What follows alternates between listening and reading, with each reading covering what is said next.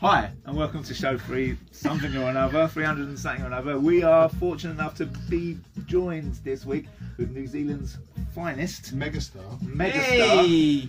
Triple threat, musician, DJ, actor, extraordinaire, Jason Eli. Hello! Of Groovadelica fame. Yes! And we've brought obviously shed friend, Paul Tilley, who's effectively his manager. There you go. And bouncer, manager. Yeah, bouncer, manager. Cuddler. You know.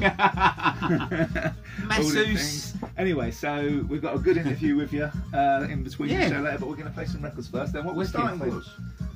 Blackbirds. Yes! Gut level. Gut level. That's right. Yeah. Gut level from the That's Blackbirds. And you bought it in the States just recently I bought because you've this. been on tour. Yes. I've been travelling around bits of the world with my family, and we were in a place called Mill Valley on our way to San Francisco. Fantastic record shop in Mill Valley Music, and I picked this record up there. Yeah, so is this the sort of stuff that you would have been listening to in the sort of like 70s, early 80s when sort of like getting into music? Gosh. Maybe down the park, naming yourself after their songs. Maybe After Dark. I didn't discover the yeah. Blackbirds until the mid 80s. Yeah, mid 80s. I suppose a lot of people didn't. That's because they started to be sampled. Yeah, and you know, you had the whole Red Groove thing. And plus, this has been a bit of a jazz dance sort of like. Exactly, as well, so. exactly. I love all that stuff. It's up tempo, it's funky, it's Cool. a little bit jazzy, loads of energy, which is the kind of music I love. So yeah. Well, next up we're going with a bit of Graham McRae, which is certainly smack bang in the rare groove era. So let's go with that. Yes. Now, if ever you're doing a gig anywhere around the UK or around the world and your dance floor's a bit quiet and there's a lot of ladies in the room, just get them up. Yes. You know? Yes. Oh yeah. Yes. Yeah, so an absolute classic that needs no introduction. Indeed. Do you know what this reminds me of? Go on. Notting Hill Carnival. Notting Hill Carnival. It's one of those blow-up tunes that will get played again and again and again. Yeah. It's been played a lot, but it's killer. Yeah. It's just Total absolute killer. Chris has made a jump. Yeah, Didn't. exactly. Yeah, it's not scratched, I swear. Okay. Yeah, it's an absolute Total killer track. Still makes the dance floor jump. Yes. No, Yes. it does, Yes. Of a certain age. Yeah. Yeah. You would do anyway, to be honest with Yeah, you. absolutely. And talking of jumping, if you're in a hurry, you will catch the last stage of the Shed Shop if you come down to South Arrow, just opposite the Piccadilly line station. Chris, True. when's it close? Well, when I can get the records out of it, to be honest with you, it's So- taking a lot longer. My car's broke down, so I haven't even been able to get to the shop for the last couple of days. That sounds like a man in denial, doesn't it? Right there, you know. The Don't wanna car's close it. died. So I couldn't do my other job either. Oh no. So yeah, so I was screwed. Both cars broke down on the same day. Whoa. I know. He's other They're job's a really getaway old shitty driver. cars. So we're thinking of getting a new car. Oh really? Yeah, brand new car. Yeah. So why is it closing? I'm doing other work, you know what I mean? Right. It's in South Harrow, you know what I mean? Yes, it's good when it's good, when it's bad. You're just paying money for somewhere to Store records. store records at the end of the day. So, but I'm possibly opening a new place in the summer. Yeah. Yeah. Okay. And also this room will effectively become a record store as That's well. right. So Plus, if you get he's to open come- for private If you business. come to this record He's shop, like the you Cynthia get Payne of records. you get a cuddle, you get a curry, Yeah. you get possibly drunk, molested, everything. You know? All the things you would want. All the Exactly. things you It's want. amazing. And a signed photograph of Chris as well. That's right. From Love Station. Oh my gosh. Fuck off. Anyway, talking of bands from the past and relations. So this is your Oh. relative, right? This Relative. is my cousin Steve Carmichael, and the band is Steve. Zeus. The band is Zeus. This is from what year would you say? Oh, 87. 1987. 87. Does Yeah. Steve still stand like that though? I want to know, does he still do He that? doesn't. He And doesn't. they represented I wish he was here. We'll have the to, UK. I wish he was here to do that because he would probably really be embarrassed Yeah. to That's, Hey, see Steve. that. that's quite a cool picture. But it's though. quite a cool photo. I think it's Yeah. a wicked It's very, photo. very street, obviously, Yeah. you know. And that's Hazel Fernandez as well. Yeah. Yes. She's, Isn't it, Jake? You're a big fan. Oh. Anyway, right, let's have a listen. Have a listen. Yeah. Wow. Typical 80s sound. mid-80s 80s now. Lindrums and Yeah, sort of- man. But I think this sounds a little bit hip these days. I think it is these days. You know It's what? a little bit hip. I have a lot of good point French that you make. guys who come into the shop This is the stuff that they clean out. Wow. It's massive in France. You have a lot of Wow. French guys come to the shop and clean you out. That's what I just heard. They clean my phone. Nice. Zut alors. C'est muito France. Oh, ooh la la. You do a French accent as well. You really are a jack of all Comme trades. ci, comme ça. Vite, vite.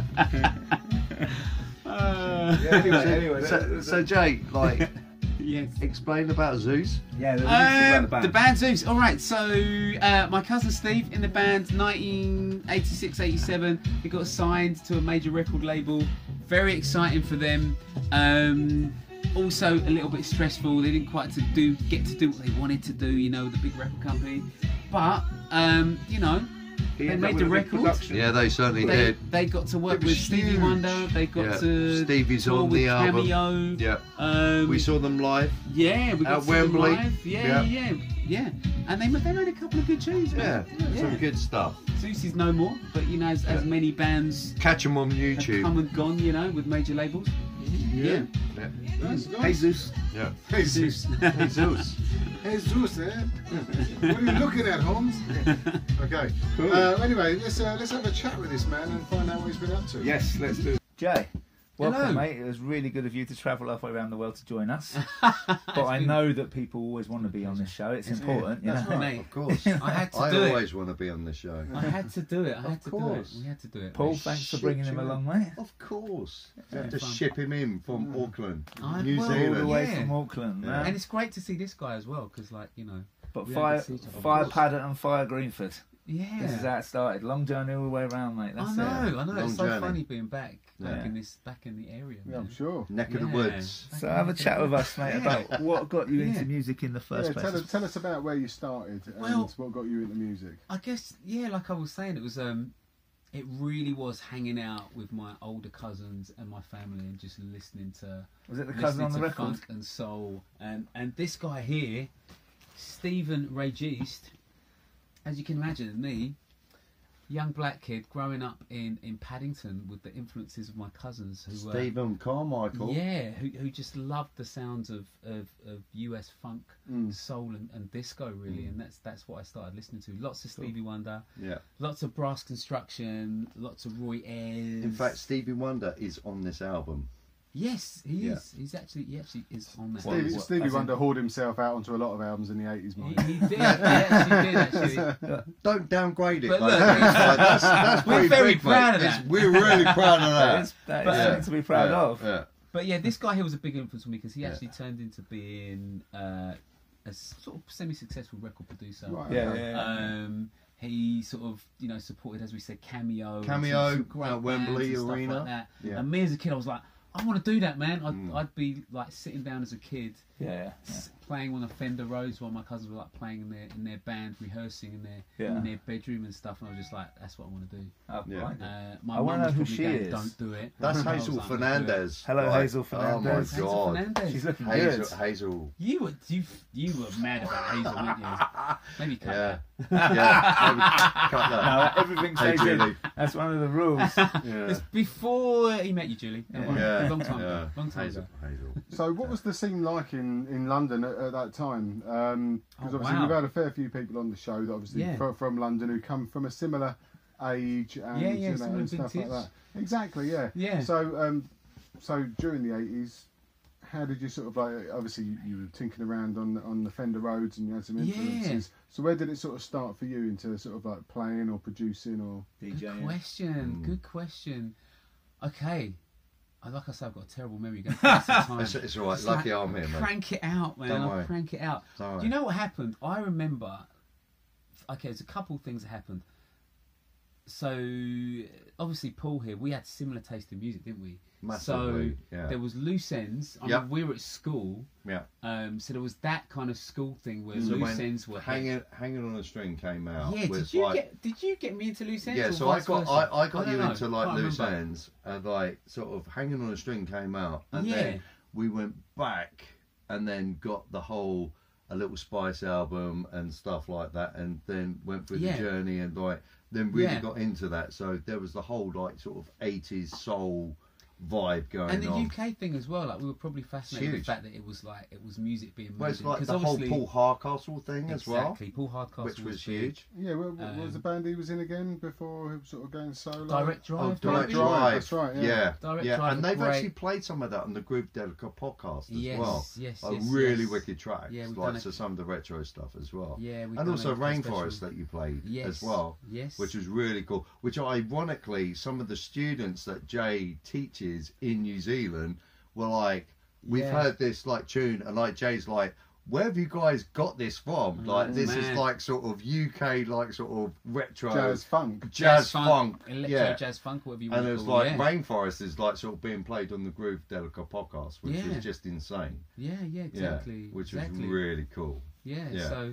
so I mean, 80s definitely Yeah. a lot of UK kind of soul funk, but also just the fact that there was that kind of that electro thing going on as well. Well, I think which was Yeah. kinda the cool UK too. was kind of getting its own Yeah. identity at the time, wasn't it? Exactly. Because obviously, exactly. yes, you can follow and look to America, Yeah. but hang on, there was so much heritage that was going on from Yeah. sound systems, you know what I mean, and Exactly. all of that Yeah. sort of stuff that was Exactly. going on in London. Exactly. And the soul was different. It was Yeah. that Soul was street different. soul. Yeah. It It wasn't. was Yeah, It, totally. it wasn't people pretending they had tons of money. Yeah. It was people from the singing. yeah, You know what I mean? Yeah, And it was good. Incognito. You had bands Exactly, like yeah. who else was there? Yeah. Trying to Well, even think level now. 42. Level Level 42, 42, real great. thing from like sort of Atmosphere. Birmingham as well. Atmosphere. Like, sort of- yeah, he Yes. died recently. I mean, the whole Yeah. real Love thing, man. stuff like Yeah. the Ado brothers and stuff, like Yeah. they're Yeah. just amazing. Yeah, yeah, Beatles fans exactly. get upset when I say they're Liverpool's finest.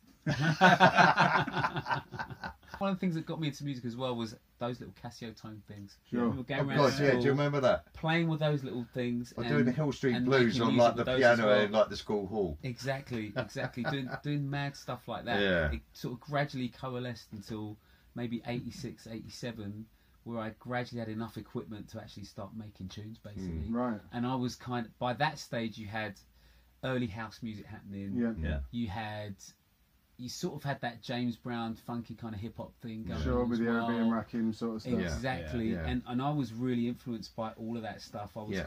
I was sort of soulful, but I was also really influenced by sort of, chopping up break beats, and I really like funky music as well. So I got quite into just sort of messing around and sort of making this sort of mishmash of funky soulful music on like a 4-track tape machine. And Which a I Zoom. guess Yeah. would have been kind of normal for people getting into the music at that time, Yeah. because what you did have, which was different in other countries, but Mm. in this country you had, if you went to a club, you could listen to house next to hip hop, Totally, next back to then. next to the Blackbirds, next to Yeah, Brass yeah. It Construction, was all mixed next to Marshall Jefferson. You Yeah, know what I mean? And, totally. and everyone would have a good time, especially Yeah. from like the old warehouse parties and stuff like that. Yeah, Yeah. exactly. Well, the exactly. whole rave scene Yeah. like hit us like in the late 80s. Yeah, exactly. Yeah.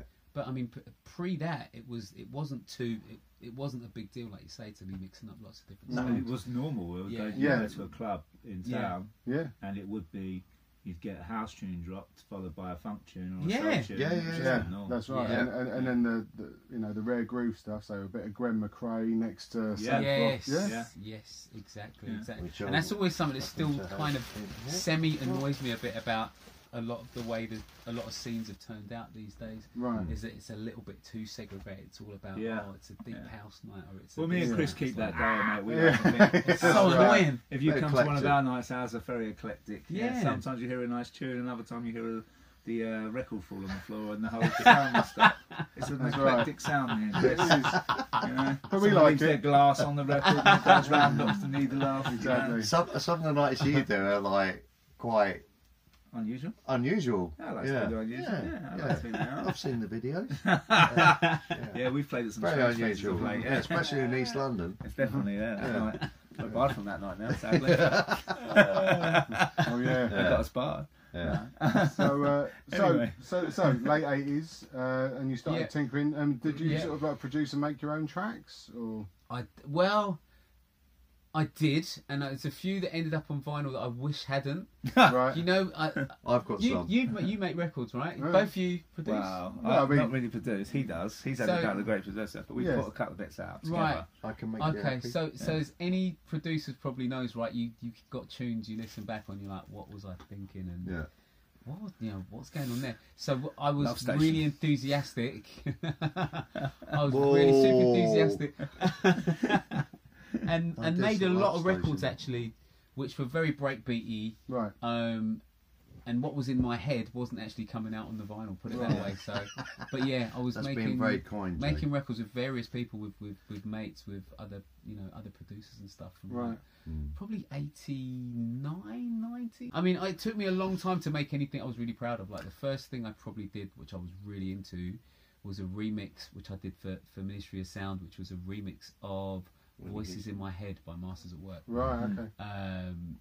Which came out pretty good. I was happy with that one. Voices in My Head.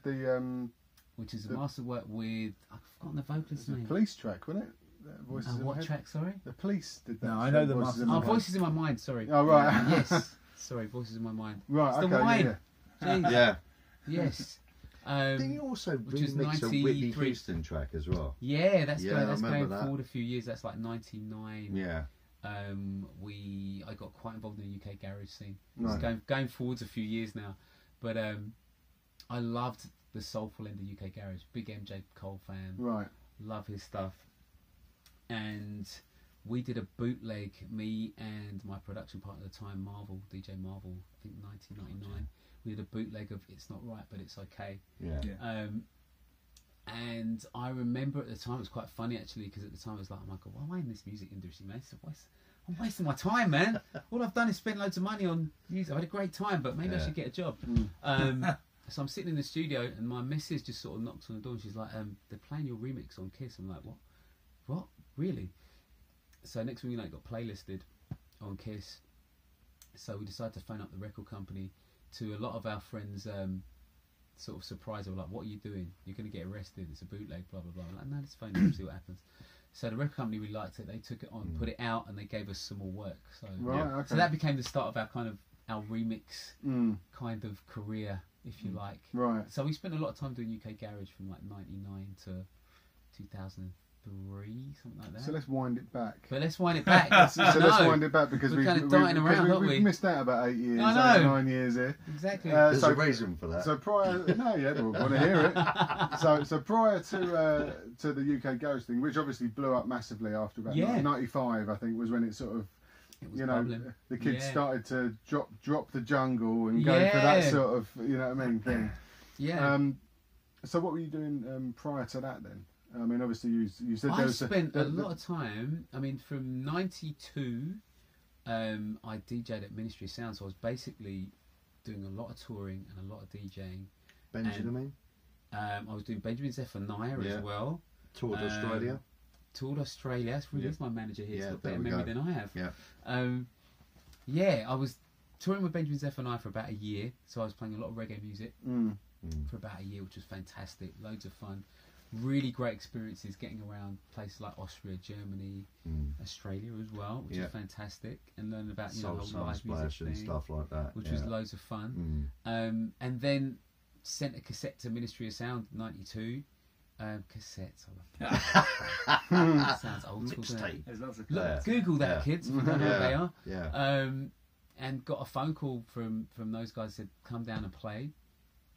I remember that really well. I rehearsed that DJ set for like a week, thinking, okay, I better try really hard here. So glad you did. And played there for about 4 years. So I was basically playing a lot of soulful house in the bar at Ministry. Yeah.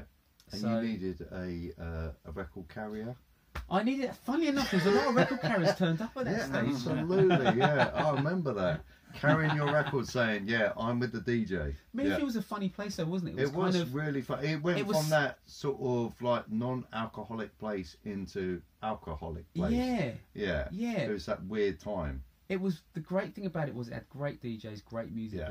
But it could be really a snobby place, and if you guys Yeah, went absolutely. Yeah, I remember Yeah. doing that. it could be a fantastic place to be for music. Yeah. But It could be the worst place but ever. it could be the worst place Yeah. for a I, vibe. th- I sometimes. think you're right. I mean, it was almost like a Studio 54 type sort of place. That Totally. if you weren't on the guest list Yeah. or anything It like had that, that- You there were was that just- sort of, Yeah. Snobbiness. and there was a few turds who went there because they were rich enough to get in there. You know what I Totally. mean? And Yeah. so, Posers Yeah, things. And that's- there yeah. really was. Yeah, I've right. probably had about one good night in there, I reckon. Yeah, Yeah. so it did have that thing where it was just Yeah. a bit like, oh, with the Ministry, man. man. Yeah, So we're the special. ministry. But I have to say, I some good love nights. listening to the DJs. Yeah. Absolutely love the sound system. Yeah.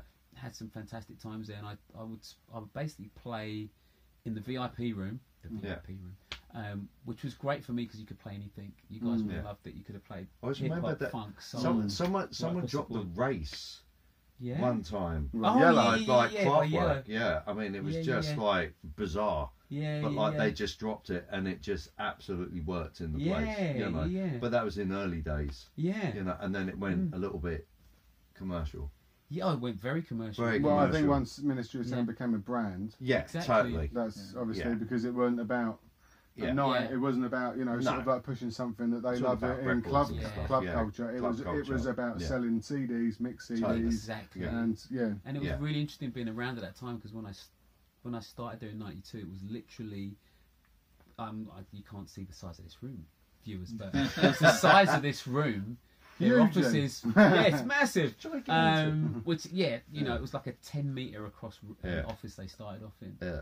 And then by the time I left in '96, they were turning over like £20 million a year or something. So it was interesting seeing that change. And it was a lot of fun, and it was, great to see some great American DJs do their thing. I learned a lot there in terms of DJing. It was fantastic. It was weird. Like the Yeah. first time we went in there, we got a bucket with like Ribenas and like sort of waters and stuff, and then it just changed into like sort of Stellas and like Yeah, Becks and stuff like that. Yeah, man, it was good. Yeah. It was loads of fun there. and then it was champagne and hookers. Greenford, right next to Southall, Yeah. Indian Pakistani area. So Sabah. basically, I have a lot of friends in that area, and they were like, "Look, come make some music, and we'll mix Hindi film soundtracks with break know a beats, few of hip those. hop Break beats." bats and stuff. I know.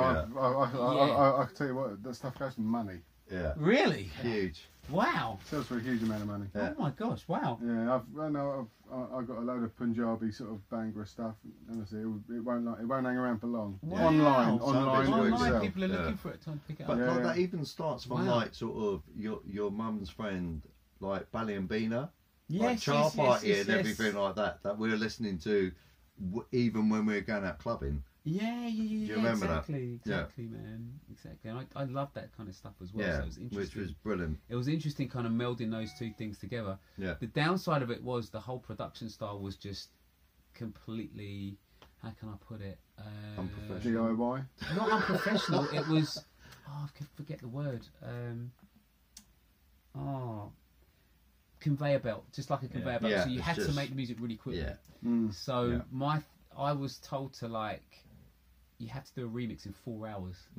So that was your time. You'd get given a vocal and you'd have to do the beats, the bass line, Right. arrange it, boom. So I was knocking out 2 remixes a day, which in hindsight actually kind of got my chops up in a way. It's almost like being a musician having to knock out lots of songs.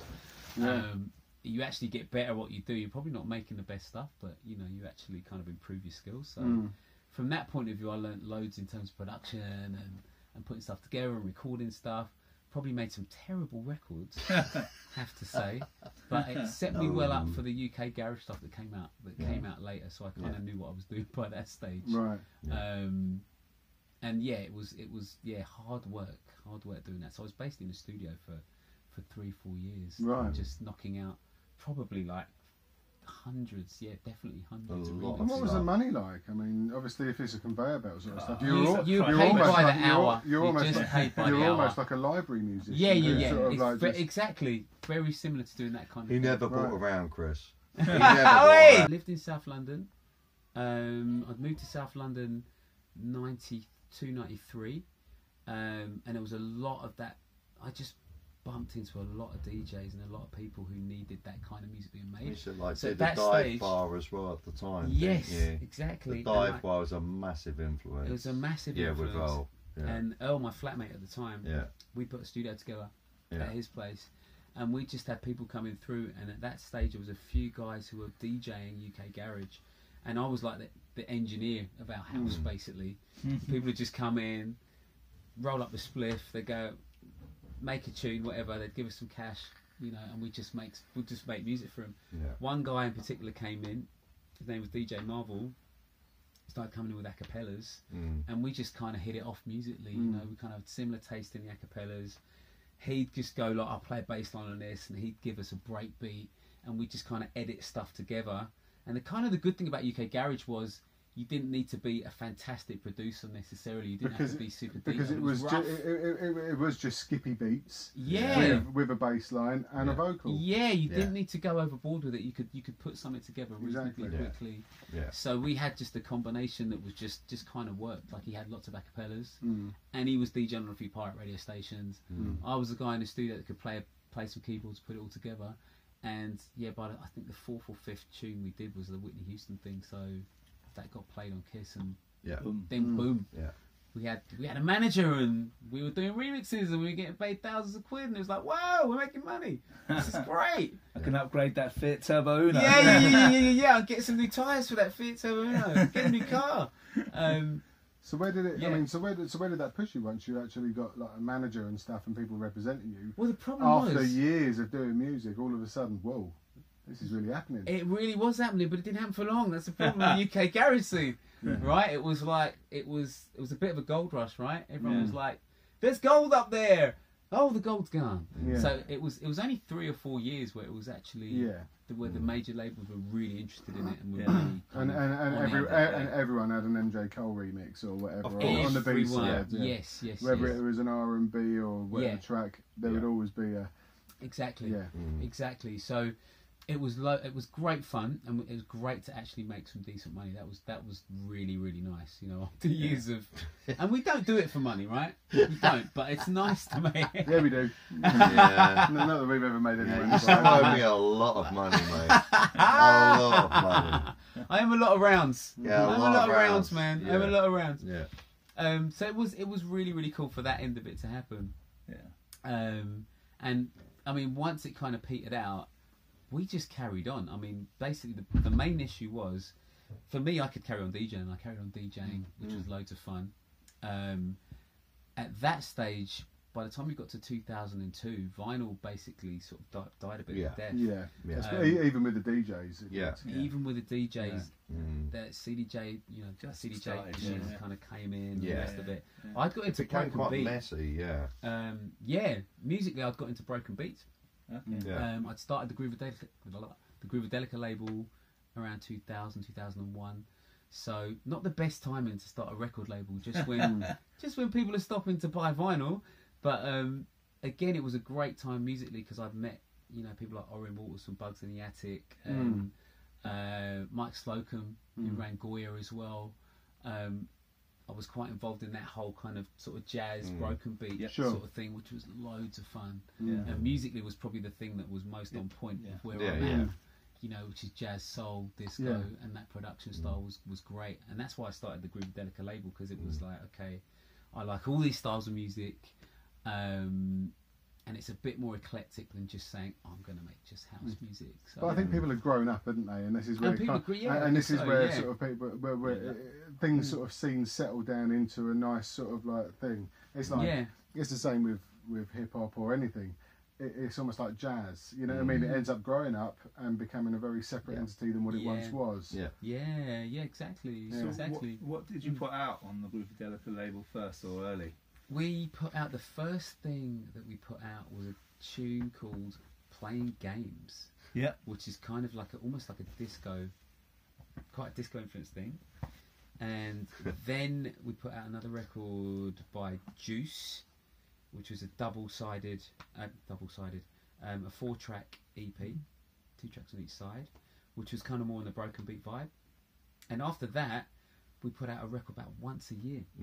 Right. So I've never been very prolific. That's probably been my problem, mate. I'm too busy drinking Too wine. lazy, mate. Too lazy. I was like, when's the next tune coming out? No, but you know what? CD. There has to be a lot said for taking your time, though. You know what I mean? Because at least you're putting out something that you're really 100% in, and not like with the Bangra stuff, just churning it out. Yeah, you know what I mean? no, Chris, he was just generally lazy. That's the problem. All right, fair enough. He ain't as lazy as me. I mean, me and Brad do something, it's like once every 3 years. So, After Groovadelica, how did you end up? I guess I don't know if I want to jump too far ahead here. Yeah. But how did you end up in New Zealand? Now, obviously, you're New Zealand's I know, number it's a one good question. superstar. That's a good question. You're right there past that fat teenage boy that's suddenly ending up in loads of movies, and the Flight of the Conchords. Little advert as well. A little advert. It wasn't Lil. I thought you knew everything about it. No, it's not Lil, it's Just Juice. Oh, Just Juice. Sorry, mate. Sorry. Oh, you said he did I thought you said a little advert. You meant a Lil advert. Lil, as in like the Just Juice. Just Juice. That Do was they it. still make Lil? Pineapple and grapefruits with a totally tropical taste. Yeah. There you go. Yeah, so, Lil, you can have that one for free if you still make it. Yeah. Just Juice. Just Juice. Just Juice advert. Yeah. Was that musical? Film that? Oh my gosh, we're really digressing here, aren't Oh we? my god, yeah, of course. Like let's make it diverse. I did do a Just Juice ad, I have to say, mate. Yeah. What? A long time ago? Or? A long time ago. This is one of the advantages of being a black guy in New Zealand. There's very few of us there at the time. And it's like, and they shoot a lot of video. It's like, I'm a star in New Zealand. So it's like, right, do you want to be in a Just Juice ad? I'm like, okay. We'll fly you to Rarotonga. All you got to do is put on a Caribbean accent and we'll pay you thousands of dollars to do it. It was hilarious. I was like, okay. Yeah. I'll do it. it. Was hilarious. That's great. I'm going to look that one up. So how did you get to New Zealand in the first place? What Good happened? question. Because obviously Right. you were doing Are you well. on the run? Yeah. I'm not. Do we need to make sure we put this up Are you once in you've gone back to New disguise? Zealand? I basically... Eustace lawyers are after you. I basically met a Kiwi girl. There you go. That's story of love. As you probably know, there's lots of Kiwis who come over to England. Yeah. And travel, come through, work, whatever. I had a few Kiwi mates, and I used to party in a place called Balham in South London. Yeah. And I had a friend of mine, Marianne, who I met at Ministry of Sound, funnily enough. Funnily enough, she asked me if I had any weed to sell. And I promptly said, "Are you asking that because I'm black and I've got dreadlocks?" And she was completely Which you embarrassed. did have at the time. And I said, "It's all right, don't worry. I'm jesting with you." But when I get to your country, I'm going to take advantage of that stereotype and get all the work. I can be the biggest seller. So basically, after that exchange, me and Mary became very good friends. She invited me to a party, and I met my wife at that party, my future wife at that party. And to cut a very long story short, I ended up in New Zealand.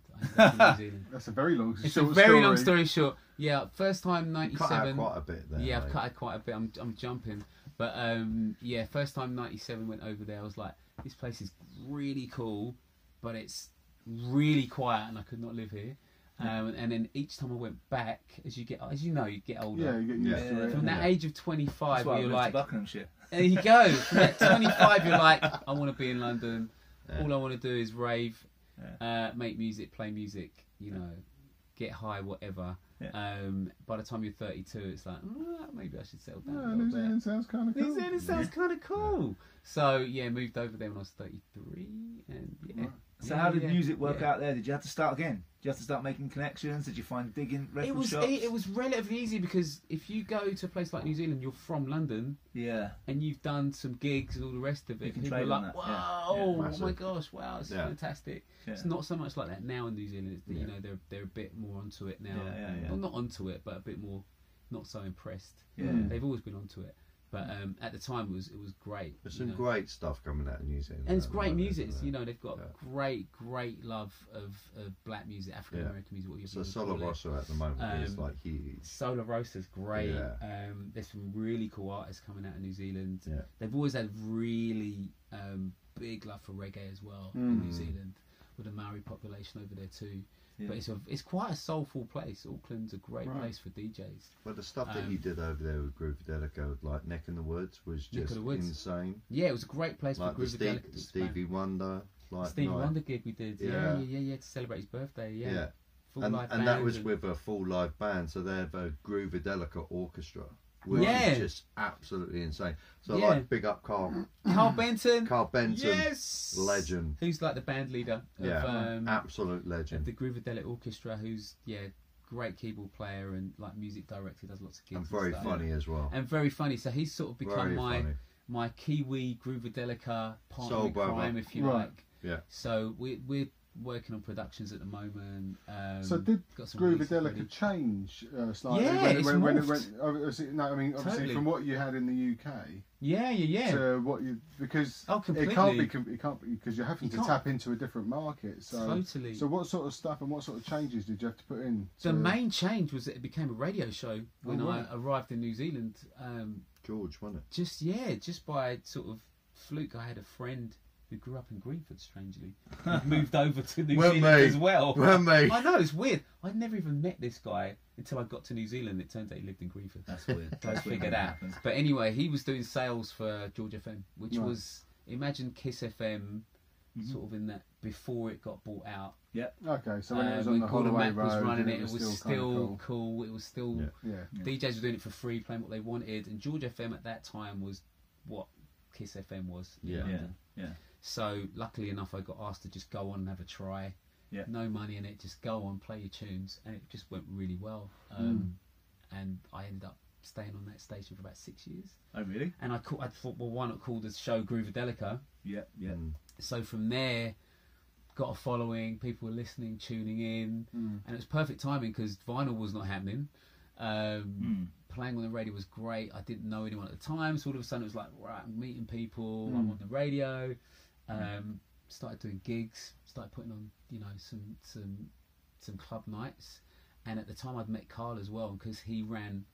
He could put bands together. He could write charts. He could do all that really cool stuff that I couldn't do. He's worked with some amazing people as well. And he's worked with lots of sort of artists that come through as well in New Zealand. So we made a really good partnership. It meant we could put a gig together. We had a full live band. Where we'd have some of our own original music, but we'd kind of mix it with covers as well, because it's quite hard to kind of push a night with completely original music. Yeah. You got to have something that the women will get drunk to and get up to and have a little bit of dance. Yeah, but we try and... The vocalist was insane that you had there. Some of the vocalists. Oh, we've had some great incredible singers in New Zealand. So it's been great to tap into sort of the vocal talent, the musician talent, but we've still got a little bit of a UK kind of approach to putting on a club night, if you like. Yep. Okay. So it's been really interesting. We had it on as a monthly for a couple of years. Then you have kids, and you kind of ease back on it, and it completely stopped for a couple of years. And we've just started bringing it back, and we're doing it like a couple of times a year now. Right. So the tracks that you put out, because I remember the first time I saw you was on that track we were talking about earlier, the with the video. That's right. That's the name of the track, isn't it? Yeah. That's right. Yeah. I could play it right now if you want me to. It's not on record. You can play vinyl. No, it is on record. It's on vinyl. I've got a little. He's got a turntable here. I'll cut the video in. And, but the video is the track is obviously the most important thing. The track's fantastic. The Muppet Eli. But is the video, insane. the whole. Because is it you introducing the video at the beginning? I introduced the video.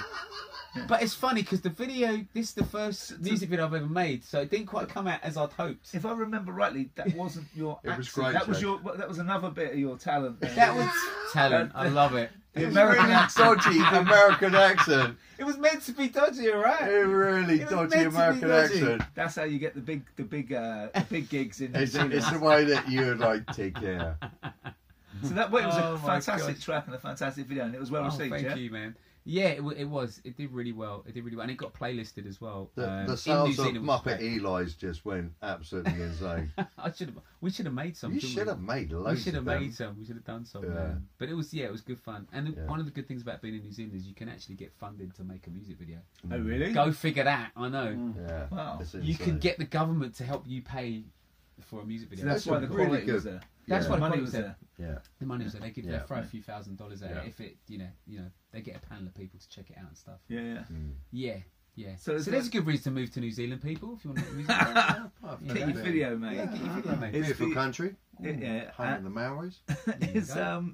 Is there more to come production wise? Yeah, definitely. From the same group. I mean, as you guys probably know, having kids kind of, I haven't got kids. Oh, no, me, mate. Don't. Oh, as you know. Yeah. As you know. It doesn't make being prolific that likely, but we've got a few things in the pipeline for Groovadelica. Yeah. I've got maybe 4 tracks that are nearly ready to roll. Yeah. So I'm actually going to be releasing an album probably in the next sort of 3 or 4 months. So And is that just New Zealand, or does it have wide sort of distribution? Or? Well, that'll be worldwide. I mean, I probably shouldn't be saying this, but I haven't got it on vinyl yet. It's not going to be necessarily it's on Spotify, everyone. Right. You can all go. But I don't know if I'm not into the Spotify thing, so I don't know what I'll do. Yeah, I'm following you on Spotify. It's all on there. No, but not the album won't be. I'm not gonna. Really? Nah, sorry, mate. Nah. God, do I have to pay for it? Exactly. Well, that's it. You need to get money, don't you? Exactly. No point in doing it if people are getting stuff for free. I think people should get some for free. I just think. You're like, what? Give him a little I got to pay for this. No, not you. You no, won't have to. I won't have to pay for it. No, you personally. Okay, right. Just in general. In general. I think you don't have to pay for it. So the album's out later this year. Later this year. Yeah. And the podcast, which has got a massive following, you can't walk down the street in New Zealand. I wish. But I wish. A growing following, we'll call it that. Is that regular or is that sporadic? Because to me it seems like it's sporadic. Yeah, Jay, tell us. Is that sporadic regular? Ain't the word, mate. Carl, is that regular? What is the word? Yeah, very sporadic. We've got 2 more podcasts that we've recorded. Yeah. And I am like, Carl, if you see this, mate, I'm going to strangle you. He has not finished the podcast yet, so I'm blaming him. I'm blaming him completely. Blaming the technical side. Yeah. We're having technical issues, but there's 2 more on the way. Another UK special one. UK special. Because it was so long, the UK special, we had to split it into, I think, 3 parts. Oh, really? There's actually 2 more parts of the UK special. When you say UK special?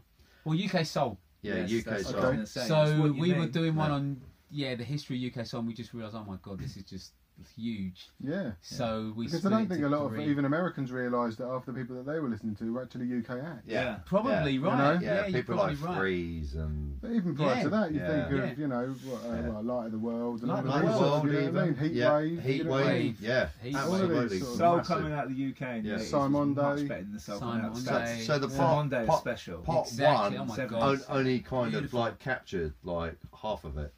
Well, it turned out a third. It turned out to be a third. Yeah. So it didn't even touch on like sort of, and you left it on hanging on a string. We did. Literally left them hanging on a string. We did. And the first podcast does cover the Simon Days and the Light of the World. Yeah, exactly. Real thing. Yeah. Incognito. Yeah, there's no real thing on it actually. No. But they were. There's a bit of Shack Attack on there. Even Billy Ocean. Shack Attack is on there. Total Contrast is on there. Total Contrast is on there. Well done, Carl. What about Sade?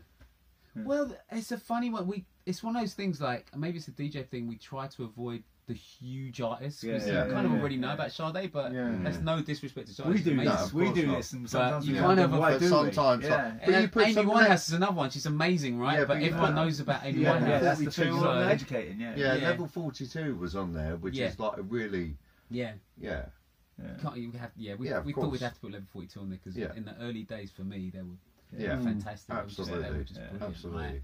And the second one is the loose ends, kind of what we call the second generation, really. Yeah. Omar make it in there? Omar's on the third. We thought we'd put Omar on the third one because he's making music now. Yeah. I saw him live last year. He's insane. He's incredible. Yeah. The Sheila Reid thing with Omar is like amazing. Yeah. That you played on like Groovadelica with Mark de Clive Lowe. With Mark de Clive Lowe. Yeah. Which was really, really good. He's super talented, man. I mean, for me, he's the UK version of Stevie Wonder. Yeah, totally. I know you probably can't compare him with Stevie Wonder, but he's pretty incredible. The closest thing the UK will get to Stevie Wonder. However, the great news is, whilst you're in the UK, what's that? What's the great news? We're going to be recording a special. Oh my gosh! Yes. A special with good timing. Yes. With the boys here podcast as well. Yes. That will be guest. What, us? Yeah, guest appearance. Really? Yeah, we know this. Yeah. Yeah, you don't know that at the moment. Well, you know. You're going to just happens. It just happens. Yeah. Me and Brad are brilliant singers. Yeah. You don't need to sing, but like, we'll sing all the tunes. I hope you talk actually, but hey, if you want to. Well, you should hear me and Brad doing a duet of Islands in the Stream. Oh my God, it's beautiful. It's amazing. He's Dolly Parton. Always. I'm out of it. Always. There we go. It's getting so well. It's the most amazing thing. It's a beautiful, beautiful thing. And so you're doing the special podcast in the UK when you're here. So that means there's going to be 3 lined up. Loose End Special. Yeah. So when will that be out? Oh my gosh. Soon. All I can say is soon. If I have anything to do with it. If I have anything to do with getting hold of Carl, it will be coming out soon. It should be coming out in the next couple of weeks. Cool. Yeah. Cool. Yeah. Have you got any gigs while you're here, or is it just relaxing? Do you know what? Initially, I'll give you a bit of a backstory. I've been travelling across the States and the Caribbean with my family. And the original idea was for me to just sit back and my wife to work and me to do the occasional gig.